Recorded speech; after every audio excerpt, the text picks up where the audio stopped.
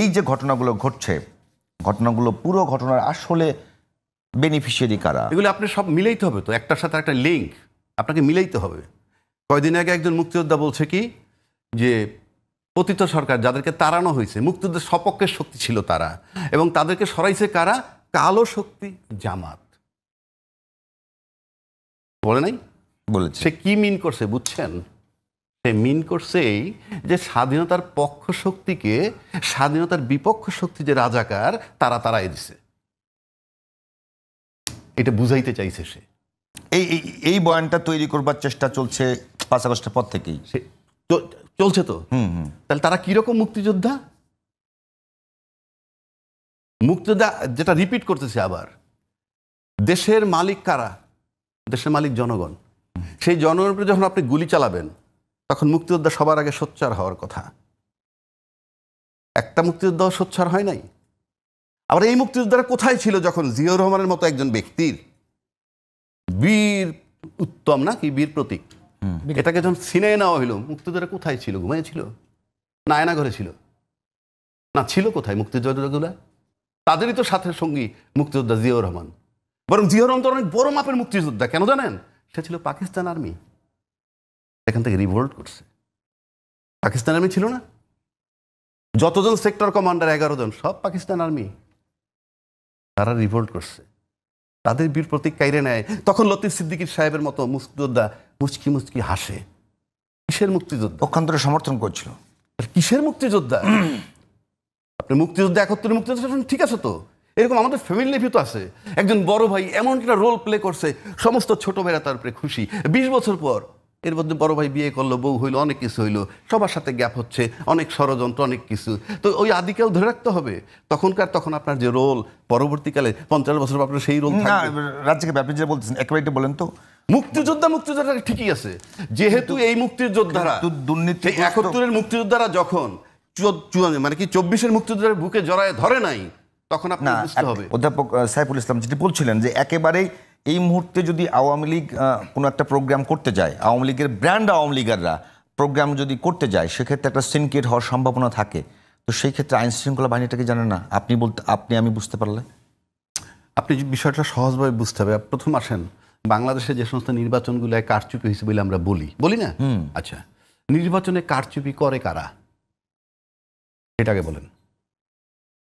নিঃসন্দেহে নির্বাচন কমিশনের লোকজন। নির্বাচন কমিশনের তো নিজস্ব লোক নাই, তার আন্ডারে কারা থাকে? বিভিন্ন স্কুল কলেজ থেকে নেওয়া প্রশাসন থাকে, টোটাল প্রশাসন। ওকে, নির্বাচনে কারচুপি করে তারা। কিন্তু আপনি বলেন তো, কোনো কারচুপির জন্য আজ পর্যন্ত কোনো সরকারি কর্মচারীর কোনো কৈফিয়ত নিতে হয়েছে কিনা, কোনো কেউ দণ্ডপ্রাপ্ত হয়েছে কিনা? না। তার মানে কি? তার মানে কি? আমাদের প্রশাসন সব কিছুর ঊর্ধ্বে। কেন ঊর্ধ্বে? লিডারশিপের অভাব। এই প্রশাসনের উপরে ডিপেন্ড করে রাজনীতিবিদরা যে যখন ক্ষমতায় আসে। যিনি ডিপেন্ড করেন নাই জিয়াউর রহমান সাহেব, তার আগে গেলাম না, তখন একটা স্বাধীনতা উত্তর দেশ বঙ্গবন্ধুর সময়টা। কিন্তু জিয়াউর রহমান সাহেব এমন একটা পর্যায়ে ছিলেন, উনি তখন কি করছেন? প্রশাসন, উনি ছিলেন লিডার, সে টিকতে পারেনি। কাজে বাংলাদেশের লিডার টেকা খুব কঠিন। লেজুর বৃত্তি করে টিকতে হবে। কার কখন কিভাবে সেই আমলাতন্ত্র এবং প্রশাসনের। অফকোর্স আপনি দেখেন প্রশাসন, কেন আমি বললাম, আপনারা যদি লক্ষ্য করে দেখেন, ভাই একটা কথা বলছে যে জুলাইয়ের যে ব্যথা সেটা যায় নাই জনগণের ভিতর থেকে। যারা দলের সাথে সম্পৃক্ত না, যে জনগণগুলো, তাদের ভিতরে জুলাই ব্যথা যায় নাই, আমি নিশ্চিত। কিন্তু যারা দলের সাথে সম্পৃক্ত, তাদের ব্যাপারে আমার কোশ্চেন মার্ক। কেন বলি? যদি ব্যথা আপনার লাগতোই, আপনি রাষ্ট্রপতি অপসারণ করার সময় কোনো দ্বিধা থাকতো না। যারা বিন্দুমাত্র দ্বিধা দেখাইছে যে কোনো অজুহাতে, তার মানে জুলাই চেতনা তার ভিতরে খুব বেশি কাজ করেনি। 1 2, আজকে যদি আপনি জুলাই চেতনার কথা আবারও ধরেন, যেখানে নূরে পিটানের জন্য সময় বলছিল জুলাই ভরে দিব, এই কথাটাকে যদি আপনি চিন্তা করেন, তাহলে জুলাই বিপ্লবের পক্ষে যারা জাতীয় পার্টি, আওয়ামী লীগের দোসর, নুরুকে এইভাবে পিটানের পর রাস্তা এখন সমস্ত রাজনৈতিক দলগুলোর নামার কথা যে জাতীয় পার্টিকে নিষিদ্ধ করো। আমি কিন্তু এখন পর্যন্ত দেখছি না। Very simple, very clear. 2, এই যে এমনভাবে পিটাইলো, তাতেও কোনো বক্তব্য সরকার বাদ দেন, আপনি কথায় কথা সরকার জানেন। আমরা রাজনীতিবিদরা কেন বিবৃতি দিচ্ছে না যে এই যে আইন শৃঙ্খলা বাহিনী বেদম পেটাইলো, এই ঘটনায় এরকম পিটানোর কোনো কারণ নেই, অতিরিক্ত বল প্রয়োগ করা হয়েছে, সেটার জন্য তো রাজনীতিবিদরা বলতে পারে। তারা কি বলছেন? সরকারও কিছু করছে না। সরকার আমি কাউন্টই করি না, তার কোনো কমিটমেন্ট নাই, সরকার চলে যাবে বলে দিছে। আপনি বারবার তার উপরে চাপাইলে what is your benefit? He is out going, সে চলেই যাচ্ছে ফেব্রুয়ারিতে। না এই জায়গা সরকার রাজনৈতিক দল সবাই মিলেই তো জুলাই পক্ষ শক্তি। সেটা আপনারা বলেন, কিন্তু আমি তো জানি কেউ তারা কোঅপারেট করে না। ঠিক আছে, রাজনীতিটা নিয়ে এইটাই বলুক না, এইটাই বলুক। ইয়েস ইউনূস সাহেব, আপনি কেন বসে আছেন? কেন বসে আছেন? গেট লস্ট, আপনি চলে যান, আপনার নির্বাচন দেওয়া লাগবে না, নির্বাচন আমরা করে নিব। একটা কথার কথা বলছে সেটা, তাও তো বলেন না। আপনি এনে বসে আমি বলতে সরকার ব্যর্থ, আমি তো what is the role of the political parties? What is their role? আচ্ছা, এইবার আসেন, আপনি আরেকটা কথা বলি আপনাকে। একটা কথা বলছেন, বেনিফিশিয়ারি কারা হবে এই ঘটনায়? বলে দিচ্ছি আপনাকে, আমি বহুদিন ধরে বলে আসতেছি, ইউনূস অপসারণ খুব জরুরি। কে সরাইতে চায় সেটা তাদের ব্যাপার। দুইটা ফর্ম আছে তার, একটা হলো নির্বাচনের মাধ্যমে সরে যাবে, আর নয় যদি সে স্বেচ্ছায় চলে যায়। এখন নির্বাচনের মাধ্যমে সরে যায়, একটা সরকার, একটা দল ক্ষমতা আসবে, যে আসলে পরে আওয়ামী লীগের জন্য ঝামেলা হয়। কেননা এরাও এসে 5 বছর বসবে।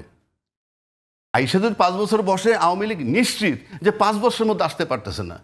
যতই আন্দোলন করুক, মারামারি পিটাপিটি হবে প্রশাসন পক্ষে, ইত্যাদি ইত্যাদি।